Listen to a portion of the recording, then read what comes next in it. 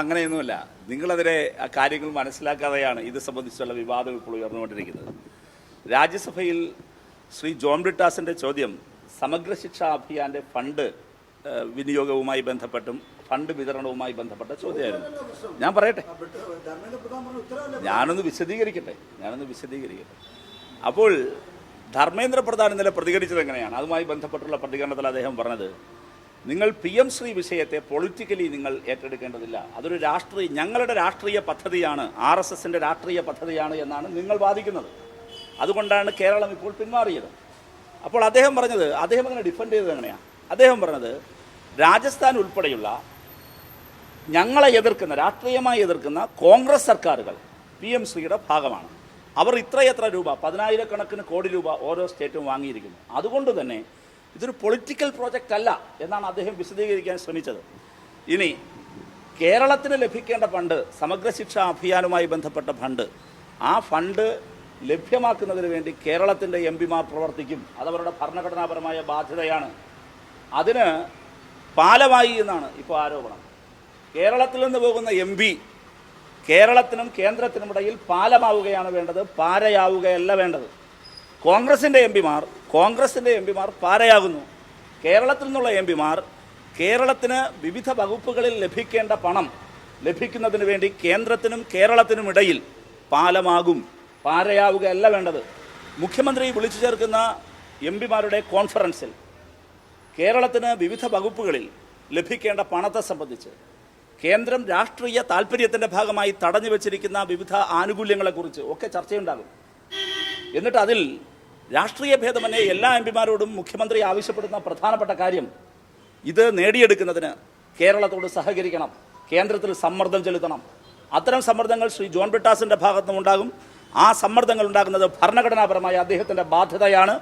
കേരളത്തിനെ പ്രതിനിധീകരിക്കുന്ന ഒരു രാജ്യസഭാംഗം ചെയ്യേണ്ട അദ്ദേഹത്തിൻ്റെ ഭരണഘടനാപരമായ ഉത്തരവാദിത്തമാണ് അത്തരം കാര്യങ്ങൾ നിർവഹിക്കുന്നത്. സംഘപരിവാർ അജണ്ട മുഖ്യ ഘടകമായിട്ട് ദേശീയ വിദ്യാഭ്യാസ നയം നടപ്പിലാക്കുന്ന ഒരു പദ്ധതിക്ക് പാലമാകുന്നത് ഏത് തരത്തിലുള്ള വിപ്ലവ പ്രവർത്തനമാണ്? അല്ലല്ലോ, നിങ്ങൾ കാണേണ്ടത് PM ശ്രീയുമിൽ ഒപ്പിട്ടതുമായി ബന്ധപ്പെട്ട് അദ്ദേഹമാണ് ഇടനിലക്കാരനായി ശ്രീ ജോൺ ബ്രിട്ടാസ് വിശദീകരിച്ചിട്ടുണ്ടല്ലോ.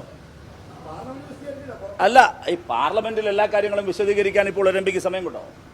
പാർലമെന്റിൽ ഒരു ക്വസ്റ്റ്യൻ ആൻസർ സെഷൻ നടക്കുമ്പോൾ ഒരു ക്വസ്റ്റ്യൻ ചോദിക്കുന്നു, അതിന് ഉത്തരം പറയുന്നു, ആ ഉത്തരത്തിനിടയിൽ ബ്രിട്ടാസിന് വിശദീകരിക്കാൻ പറ്റുമോ? ആർക്കെങ്കിലും പറ്റുമോ? ക്വസ്റ്റ്യൻ ആൻസറിൽ കിട്ടുന്ന സപ്ലിമെൻ്ററി ക്വസ്റ്റ്യൻ്റെ പരിമിതമായ സമയമല്ലേ ഉള്ളൂ. അദ്ദേഹം അത് വളരെ വിശദമാക്കി പറഞ്ഞു. പോണ്ട, നിങ്ങൾ ധർമ്മേന്ദ്ര പ്രധാൻ്റെ തന്നെ വിശദീകരണത്തിലേക്ക് പോയാൽ മതി. ധർമ്മേന്ദ്ര പ്രധാൻ പറഞ്ഞതിൽ ഏതെങ്കിലും ഒരു കാര്യത്തിൽ എന്തെങ്കിലും അരുതാത്ത കാര്യം ബ്രിട്ടാസ് ചെയ്തു എന്നാണോ പറഞ്ഞത്? അല്ലെങ്കിൽ എന്താ അരുതാത്ത കാര്യമാണത്? എന്ത് മീഡിയേറ്റ് ചെയ്തു? അല്ല, എന്ത് മീഡിയേറ്റ് ചെയ്തു? അല്ല, എന്ത് മീഡിയേറ്റ് ചെയ്തു എന്നാണ്? പദ്ധതിയിൽ പറയട്ടെ.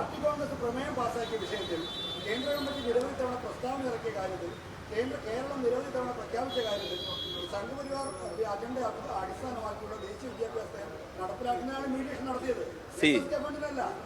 അല്ല, നിങ്ങൾ തെറ്റാണ് പറയുന്നത്. അതായത് ഈ PM ശ്രീ പദ്ധതി എന്ന് പറയുന്നത് പിന്നീട് വന്നൊന്നാണ്. അതിനു മുമ്പ് തന്നെ സമഗ്ര ശിക്ഷാ അഭിയാൻ്റെ ഫണ്ട് കേരളത്തിന് തടഞ്ഞു വച്ചിരിക്കുകയാണ്. അപ്പോൾ സമഗ്ര ശിക്ഷാ ഫണ്ടിൻ്റെ തടഞ്ഞു വെച്ചതിൻ്റെ കാരണം സഭയിൽ ചോദിച്ചു, അതിന്മേലുള്ള ഉത്തരമാണ് പറയുന്നത്. അപ്പോൾ അതല്ലേ പറയുന്നത്, ഇതുമായിട്ട് എന്താ ബന്ധം? പിന്നെ PM ശ്രീ പദ്ധതിയിൽ ഒപ്പിടുന്നത് സ്റ്റേറ്റും അതോടൊപ്പം തന്നെ സെൻട്രൽ ഗവൺമെൻറ് തമ്മിലുള്ളതാണ്. അതിലും തനിക്ക് യാതൊരു ബന്ധവുമില്ല. അത് ശ്രീ ബ്രിട്ടാസ് വിശദമായിക്കൊണ്ട് അത് സംബന്ധിച്ചുള്ള വിവാദവും ആശയക്കുഴപ്പങ്ങളും അവസാനിച്ചതുമാണ്. ഇനി അതിലേക്ക് മടങ്ങിപ്പോകേണ്ടതില്ല, ആ ആശയക്കുഴപ്പങ്ങളിലേക്ക്. ഇവിടെ പ്രസക്തമായി വരുന്നത് ഇന്നലെ ധർമ്മേന്ദ്ര പ്രധാൻ്റെ പ്രതികരണത്തിൽ വ്യക്തമാക്കിയതിൽ നിന്ന് വിശദീകരണവും മറുപടിയും പറയേണ്ടത് കോൺഗ്രസ് ആണ്, ശ്രീ KC വേണുഗോപാൽ പ്രത്യേകിച്ച്. ഞാൻ ചോദിക്കട്ടെ, ഇന്നലെ അദ്ദേഹത്തിൻ്റെ ഡിഫൻസ് എന്തായിരുന്നു? PM ശ്രീ പദ്ധതിയിൽ നിങ്ങളെല്ലാവരും ഒപ്പിടാതിരുന്നു, PM ശ്രീ പദ്ധതി ഞങ്ങളുടെ ഒരു പൊളിറ്റിക്കൽ പ്രൊജക്റ്റാണ് എന്ന് നിങ്ങൾ ആക്ഷേപിച്ചു.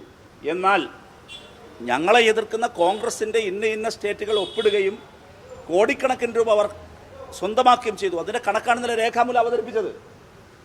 അങ്ങനെയാണെങ്കിൽ പറയട്ടെ ഒറ്റ കാര്യം. അതുകൊണ്ട് ഇന്നലെ ധർമ്മേന്ദ്ര പ്രധാൻ്റെ വിശദീകരണത്തെ തുടർന്ന് മറുപടി പറയേണ്ടത് CPM അല്ല, മറുപടി പറയേണ്ടത് KC വേണുഗോപാലും കോൺഗ്രസുമാണ്. എന്താണ്? നേരത്തെ മീഡിയേഷൻ ആരംഭിച്ചതല്ല, SSK ഫണ്ട് നൽകുന്നതിന് ഒരു ഉപാധിയായി PM ശ്രീ ഒപ്പിടണമെന്ന് കേന്ദ്ര സർക്കാർ പറഞ്ഞപ്പോൾ ആ പദ്ധതിയിൽ ഒപ്പിടാൻ ബ്രിട്ടാസ് മീഡിയേഷൻ നടത്തിയെന്നാണ്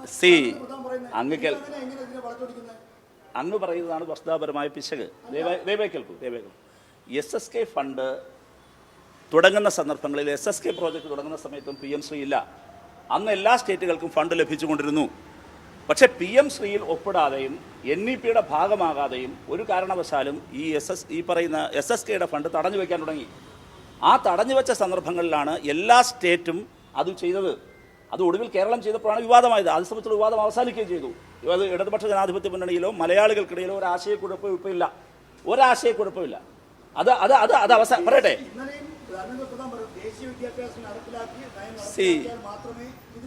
ഇല്ല, നിങ്ങൾ അതല്ല. അങ്ങനെയാണെങ്കിൽ അതിന് മറുപടി ഇപ്പോൾ ഞങ്ങൾ എന്തായാലും അതിൽ നിന്ന് പിന്മാറിയല്ലോ. അങ്ങനെയാണെങ്കിൽ പറയട്ടെ. അതെ, മരവിപ്പിച്ചല്ലോ. ഇപ്പം മരവിപ്പിച്ച അവസ്ഥയാണല്ലോ. ഇപ്പോഴും മരവിക്കാതെ അത് തുടരുന്നവരല്ലേ അത് സംബന്ധിച്ച് മറുപടി പറയണ്ടേ?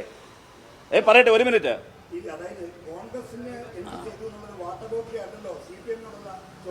അല്ല, ഞങ്ങളതിൽ മരവിപ്പിച്ചു അതല്ല നിങ്ങൾ കാണേണ്ടത്. മരവിപ്പിച്ചു കഴിഞ്ഞു എന്ന് താങ്കൾ തന്നെ പറയുന്നൊരു കാര്യം. ആ കാര്യത്തിൽ പിന്നെ എന്ത് കാര്യമാണ് ഞങ്ങളതിന് മറുപടി പറയേണ്ടത്?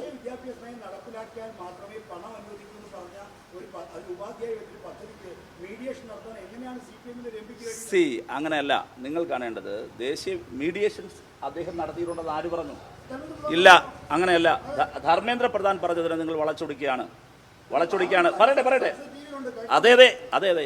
ഞാൻ അതുമായി ബന്ധപ്പെട്ട കാര്യങ്ങളെല്ലാം മനസ്സിലാക്കി തന്നെയാണ് പറയുന്നത്. ഒന്ന്. രണ്ട്, കേരളത്തിന് ലഭിക്കേണ്ട ഫണ്ട്, തടഞ്ഞു വെച്ചിരിക്കുന്ന ഫണ്ട്, അത് ഇത് മാത്രമല്ല, സിവിൽ സപ്ലൈസിൽ അദ്ദേഹം ഇടപെടാറുണ്ട്, ഞങ്ങൾ ഇടപെടാറുണ്ട്, കൃഷി വകുപ്പിൽ ഇടപെടാറുണ്ട്, ഇൻഡസ്ട്രിയിൽ ഇടപെടാറുണ്ട്, ടൂറിസത്തിൽ ഇടപെടാറുണ്ട്. എല്ലാ കാര്യങ്ങളിലും കേരളത്തിനും കേന്ദ്രത്തിനുമിടയിൽ പാലമായി പ്രവർത്തിക്കുക എന്നത് ഭരണഘടനാപരമായ ഒരു രാജ്യസഭാ MP-മാരുടെ ഉത്തരവാദിത്തമാണ്. അത് കോൺഗ്രസും ചെയ്യേണ്ടതാണ്. കോൺഗ്രസ് അത് ചെയ്യുന്നില്ല. ഞങ്ങൾ പാലമാകുന്നു, അവർ പാലയാകുന്നു. കേരളത്തിൻ്റെ താല്പര്യങ്ങൾക്ക് വിരുദ്ധമായി പ്രവർത്തിക്കുന്നു. അതുകൊണ്ട് ധർമ്മേന്ദ്ര പ്രധാൻ്റെ വിശദീകരണത്തിൽ ആർക്കെങ്കിലും പൊള്ളണമെങ്കിൽ പൊള്ളേണ്ടത് കോൺഗ്രസിനാണ്, KC വേണുഗോപാലിനാണ്. വിശദീകരിക്കേണ്ടത് അവരുമാണ്.